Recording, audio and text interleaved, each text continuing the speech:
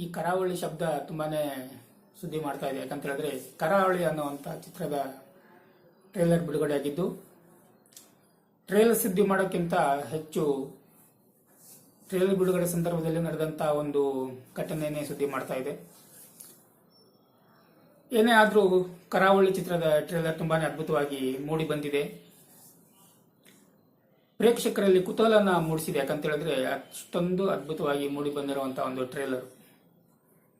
ತುಂಬಾನೇ ಅದ್ಭುತವಾದ ಮೇಕಿಂಗ್ ಇದೆ. ಕಲಾವಿದರ ಅಭಿನಯ ಆಗಿರಬಹುದು, ಲೊಕೇಶನ್ ಆಗಿರಬಹುದು, ಪ್ರತಿಯೊಂದು ಪಾತ್ರ ಕೂಡ ತುಂಬಾನೇ ಅದ್ಭುತವಾಗಿ ತಮ್ಮ ಒಂದು ಪ್ರತಿಭೆಯನ್ನ ಪ್ರದರ್ಶನ ಮಾಡಿದ್ದಾರೆ. ಟ್ರೇಲರ್ ನೋಡಿದಾಗ ಸಿನಿಮಾವನ್ನ ಚಿತ್ರಮಂದಿರದಲ್ಲಿ ನೋಡಬೇಕು ಅನ್ನುವಂತ ಒಂದು ಕುತೂಹಲ ಪ್ರೇಕ್ಷಕರಲ್ಲಿ ಮೂಡೋದು ತುಂಬಾನೇ ಸಹಜ.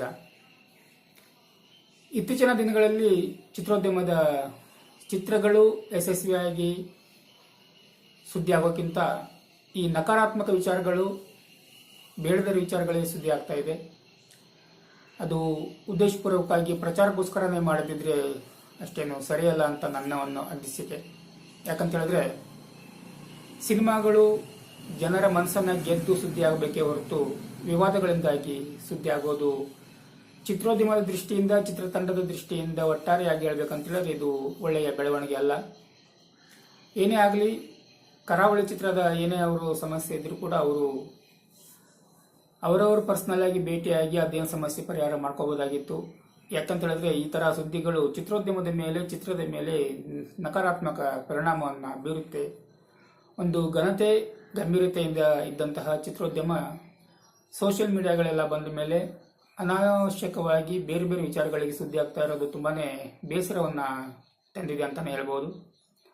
ಏನೇ ಆಗಲಿ, ಕರಾವಳಿ ಚಿತ್ರದ ಟ್ರೇಲರ್ ತುಂಬಾನೇ ಅದ್ಭುತವಾಗಿ ಮೂಡಿ ಬಂದಿದೆ. ಚಿತ್ರ ಕೂಡ ಅದ್ಭುತವಾಗಿ ಇದೆ ಅನ್ನೋದ್ರಲ್ಲಿ ಯಾವುದೇ ರೀತಿ ಅನುಮಾನ ಇಲ್ಲ. ಜುಲೈ 24ಕ್ಕೆ ರಾಜ್ಯಾದ್ಯಂತ ಚಿತ್ರ ಬಿಡುಗಡೆ ಆಗ್ತಾ ಇದೆ. ಚಿತ್ರ ಯಶಸ್ವಿ ಆಗಲಿ, ಪ್ರೇಕ್ಷಕರ ಮನಸ್ಸನ್ನ ಗೆಲ್ಲಲಿ, ಪ್ರೇಕ್ಷಕ ಮಹಾಪ್ರಭುಗಳು ಚಿತ್ರವನ್ನ ನೋಡಿ ಖುಷಿ ಪಡಲಿ ಅಂತ ನಮ್ಮ ಕಡೆಯಿಂದ ಚಿತ್ರಕ್ಕೆ ಶುಭವನ್ನ ಹಾರೈಸ್ತಾ ಇದೀವಿ. ಆಲ್ ದ ಬೆಸ್ಟ್ ಟು ಕರಾವಳಿ ಕನ್ನಡ ಫೀಚರ್ ಫಿಲ್ಮ್. ಚಲನಚಿತ್ರಗಳನ್ನ ಚಿತ್ರಮಂದಿರದಲ್ಲಿ ವೀಕ್ಷಿಸಿ ಚಿತ್ರೋದ್ಯಮವನ್ನ ಉಳಿಸಿ ಬೆಳೆಸಿ, ಹಾಗೆಯೇ ನಮ್ಮ ವಾಹಿನಿಯ ಚಂದಾದಾರರಾಗಿ ವಿಡಿಯೋಗಳನ್ನು ವೀಕ್ಷಣೆ ಮಾಡಿ, ಲೈಕ್, ಕಮೆಂಟ್, ಶೇರ್ ಮಾಡುವ ಮೂಲಕ ಪ್ರೋತ್ಸಾಹ ನೀಡಿ. ಧನ್ಯವಾದಗಳು ಸ್ನೇಹಿತರೆ.